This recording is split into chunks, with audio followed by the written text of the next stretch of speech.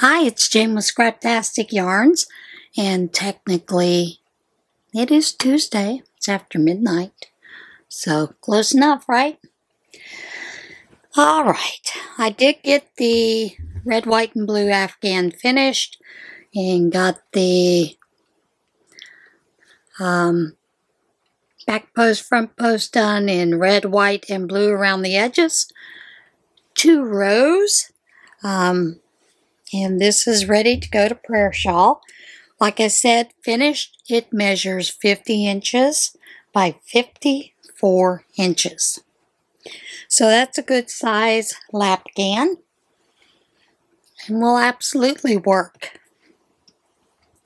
Some of the other things that I managed to work on this week: washcloths. And I actually have another 2 washcloths downstairs in the bag, but they need to have their ends weaved in. So there. This is another finished item, but it needs to be blocked. And you remember in one of my whips I was doing the chevron knit blanket. I just made that a nice little wrap and just finished it off. I need to block it, and I will most likely steam block it. However, once I wash it, if the ends are still curled, I will definitely steam block it to kill it so it will lay flat. That's basically what you do when you steam block acrylic. Lots of times is you just kill the whole thing. So yeah, that's what I'm planning on doing. Nan's next knots. She picked the number 3 again. But you know what? I don't mind. Number 3 was this color here, and that is Seafoam. So I love it. I absolutely love the way this one is coming out with the colors. And even if you don't ever get off of, you know, Seafoam, Delft Blue, whatever, it's okay by me. Really, it is. Now, I did get a couple of acquisitions. And just because when I was at my Walmart, they had them marked down a little bit. And let me get this undone. They are basically just 2 different little fat quarters. Actually, they're the same fat quarter. And that is one of them. And then there is a lovely leaf motif to go with that. And then a nice little plaid. And then there is a lovely another pumpkin patch. And I picked up 2 of these.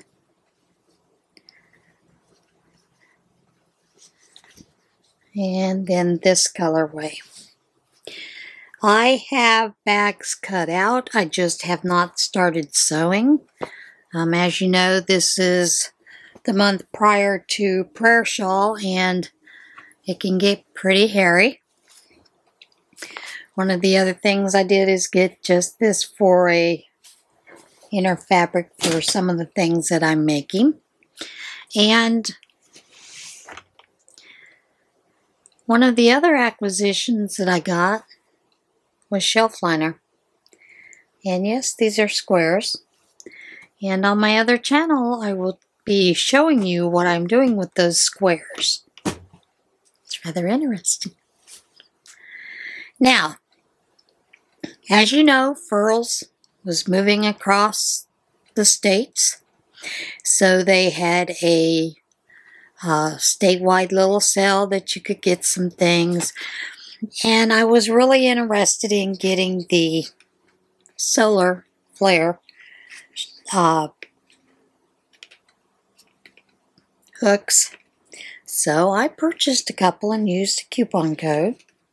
And of course, you know, they always have that question. What will yours look like? Come on, focus. So, let's look. Let's see what they came to look like. This is the M hook. And as you can see, there's a little bit of flare there and some pretty yellows. So to get one of those, an M as in Michael. And then I also picked up, I have 3 hooks altogether. I got them all in the solar flare. So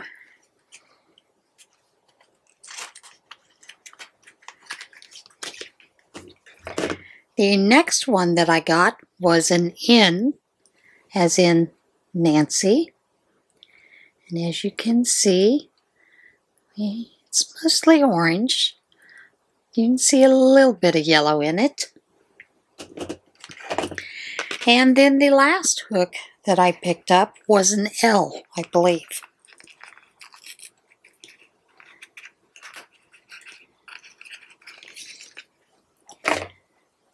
Yes, it was an L. And this has more of the yellow in with the orange. Now, I will tell you, I am not a big fan of the orange. However, these are absolutely stunning. So yes, I did get 3. And they're all a little bit different, but quite a bit similar. So I am thrilled that I picked those up. They're absolutely stunning. I haven't worked with them yet. I finally got used to working with that J hook in the Streamline, or the Odyssey, not Streamline, the Odyssey. Because I was having a lot of wrist pain, but I realized some of the wrist pain that I was having was also having to do with, I was having to move a lot of things with the shopping cart that I have.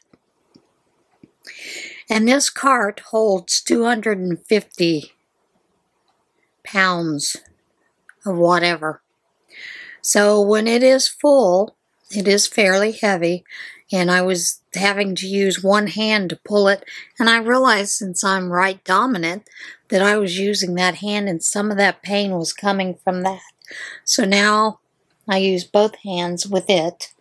And things are going much better. I'm not having the big wrist pain. So yeah, I'm really thrilled with that. So the bags that I've been working on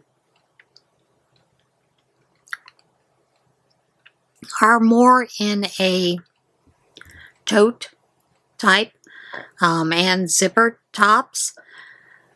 I am going to pass on the drawstring for right now. I have quite a few drawstrings still up in the shop. I have a couple of bags here from last year that I'm going to re-put up in the box. I have been going through Halloween fabric and getting that out, because that's what I'm planning on doing for the rest of this week and the following week, is just to work on bags, especially the Halloween. And some fall bags and, you know, a couple of other bags. So, yeah, those will be coming up soon. I have to tell you, I watched Heather the Crochet Witch this morning, and I found it rather amusing and annoying that she had gotten someone who complained that she used the term guys. Hey guys. So here, I'm going to use it. Hey guys, it's a great day. It's beautiful outside. I hope you're going outside. And so guys, you know, enjoy your day.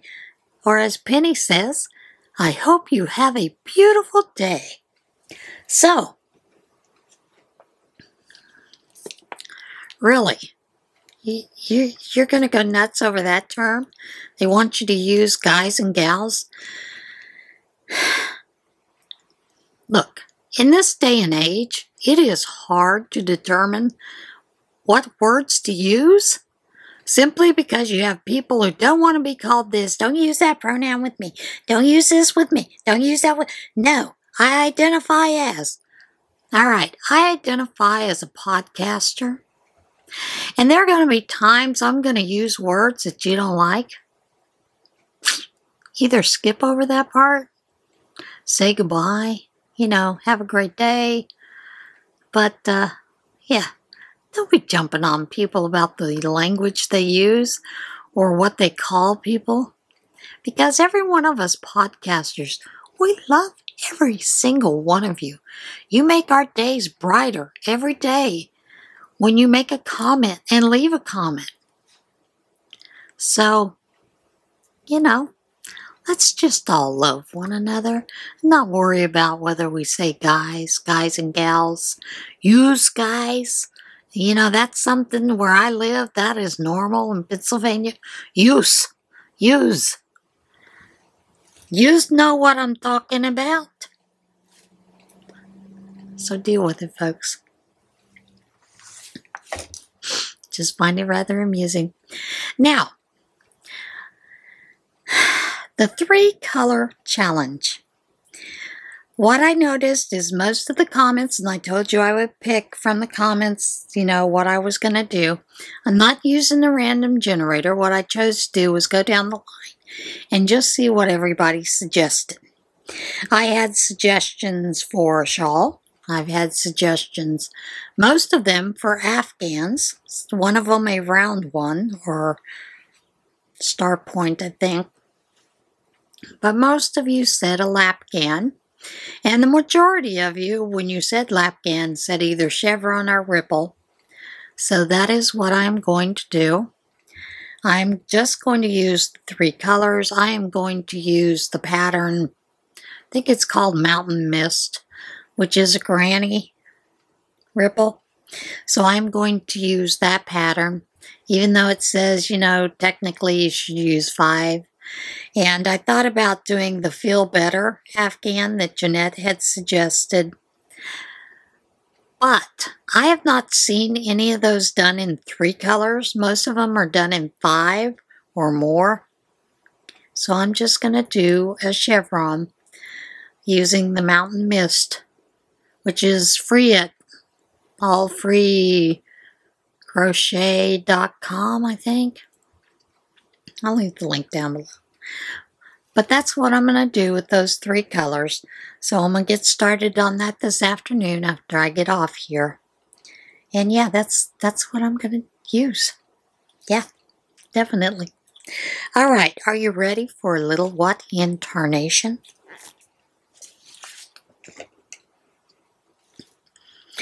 And this first story, frankly, I don't know how you lose these, where you're at. Police reunite Illinois State Fair visitor with lost dentures. The Illinois State Police said a visitor to the Illinois State Fair was reunited with an unusual piece of lost property, their dentures. The ISP said in a Facebook post that a fairgoer flagged down troopers to turn over in a set of abandoned choppers found in the Conservation World area of the fair.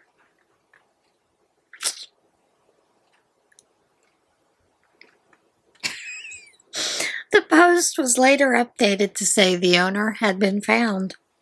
The owner has been in contact with the lost and found and should be reunited with their previously misplaced pearly whites very soon. Thank you to all who made this reunion a reality, the post said. What? You're in the conservation area? Sit down on the bench and, gotta take my dentures out. I don't have dentures. Maybe it is a thing. But I would think I would get up, go rinse them off, and put them back in. Nobel Prizes are a big thing, apparently. And the next ones kind of left me scratching my head. Nobel Prizes awarded for chewing gum research, upside down Rhino.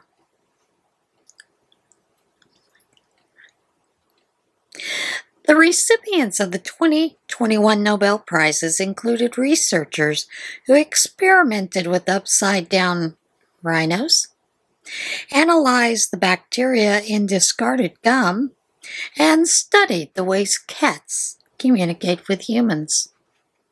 We are the cat's slaves, we know that. The prizes awarded by the science magazine Annals of Improbable Research were announced Thursday at the 31st Annual Nobel Prize ceremony. The Biology Prize went to a Swedish researcher, Suzanne Schatz, who analyzed the variations in cat vocalizations while communicating with humans. The Ecology Prize was awarded to a team of Spanish and Iranian researchers who used genetic analysis to compare the different species of bacteria found on discarded chewing gum recovered from paved surfaces in various countries. Wouldn't you like to be that scientist?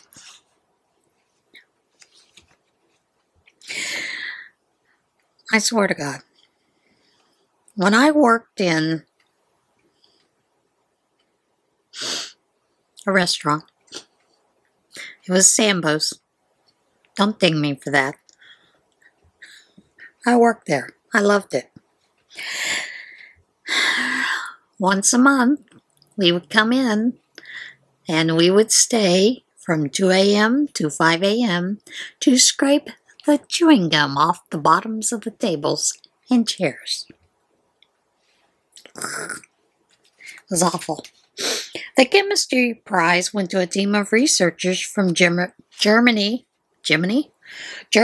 Britain, New Zealand, Greece, Cyprus, and Austria, who used chemical analysis to test whether bodily odors created by a movie theater audience could be used to track incidents of violence, sexuality, drug use, and profanity in films. I would like to see that study.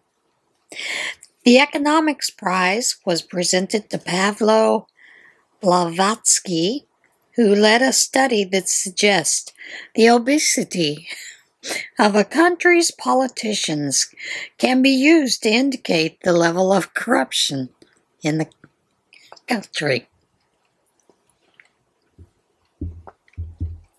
Why do I find that funny?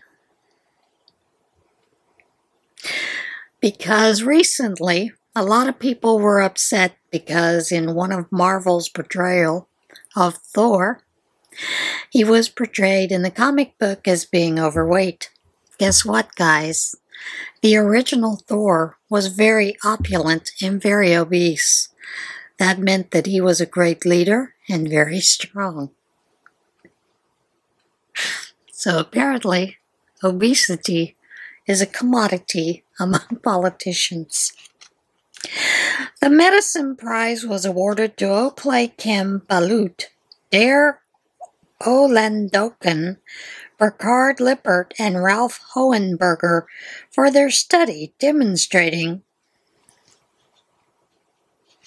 that sexual orgasms are as effective as decongestant medicines at improving nasal breathing. Don't have any decongestions, just have an orgasm. The Peace Prize was given to a team of U.S. researchers who test the hypothesis that humans evolved beards to protect themselves from punches to the face.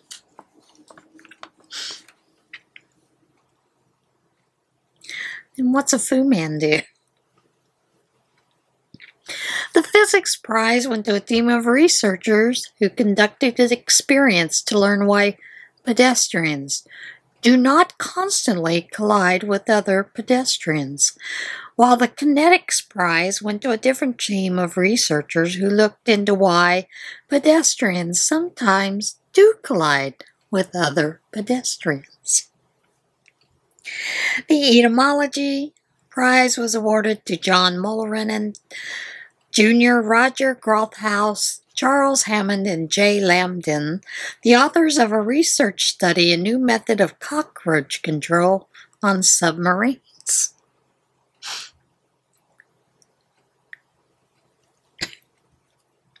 The Transportation Prize was given to a team of Namibia, South Africa, Tanzania, Zimbabwe, Brazil, Britain, and U.S. researchers who conducted experiments to determine whether it is safer to airlift a rhinoceros with the animal upside down.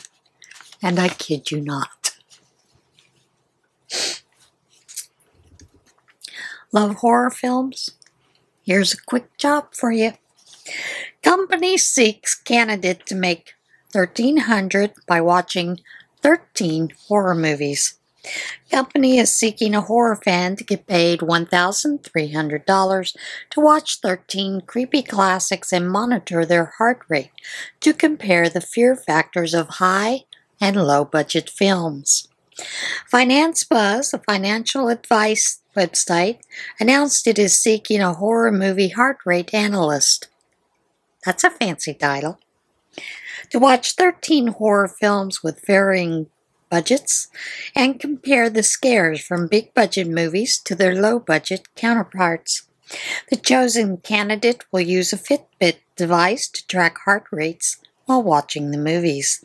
Films selected by the website are Amityville Horror, A Quiet Place Part 2, Candyman, Insidious, The Blair Witch Project, Sinister, Get Out, The Purge, Paranormal Activity, and the 2018 remake of Halloween.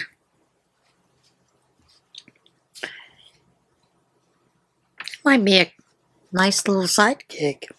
The lucky candidate hired for this ghostly gig will be paid $1,300 for their efforts. We will also provide a Fitbit to wear during their movie marathon and a $50 gift card to cover the cost of movie rentals, the website said. Applications are being accepted through September the 26th. The winning candidate will be announced October the 1st, and there is a link. Of course there's a link. Come on. Apparently, there are wild animals all over the U.S. just running amok. Animal control hunting for escaped zebras in Maryland. Animal control officials in a Maryland county, said they are trying to locate 3 zebras that have been on the loose for several days. Prince George's County Animal Control Chief, Rodney Taylor, said the zebras have been repeatedly sighted in the upper Marlborough area of Prince George's County after escaping from a farm at which several other zebras live. Upper Marlborough resident Devon Bennett said he spotted the 3 striped equines outside his home early Wednesday. Neighbor Layla Curling captured video of the zebras behind her house on Thursday, the same day the animals were believed to have escaped. I thought it was a deer for a second, and then I saw it was a zebra. A whole zebra right next to our playground, right next to the fence, Curling told WRC-TV. So I ran upstairs to get a better look up there, and then I said, "Mom, there's a zebra outside our playground." And she didn't believe me and said I was crazy. And indeed, there is video of 3 zebras.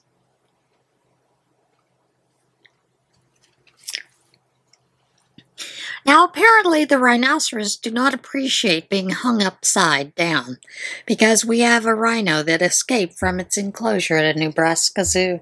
Do you think he was hung upside down when they brought him back home? A rhinoceros at a Nebraska zoo escaped from its enclosure and spent about 50 minutes eating grass in a behind-the-scenes area before being safely contained, officials said. The Henry Dorley Zoo and Aquarium said in a Facebook post that John 2, an adult male Indian rhino, escaped from the main enclosure about 1 p.m. Tuesday and grazed on grass in a nearby area that's used only for zoo employees.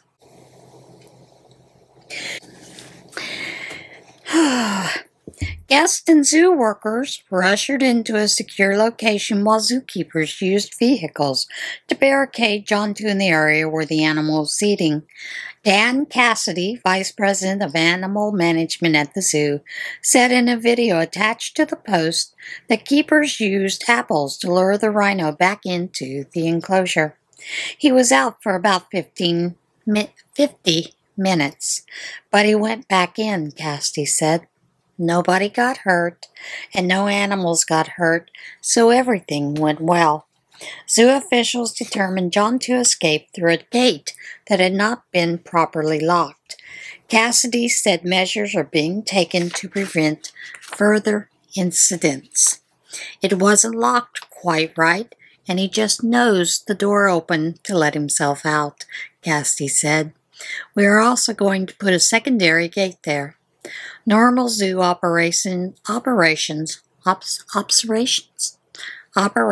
resumed once the rhino was secured, officials said. And there you have it. What in tarnation? Those zoo animals, they have a mind of their own when they see freedom or sense it. But I found it rather interesting. Make sure you watch the video about the zebras, because it was rather interesting. All right, that's it for today. Everybody have a great day. I will see you again soon. And remember to be kind to one another, love one another. Do something nice for somebody this week. All right, see you guys soon. Bye.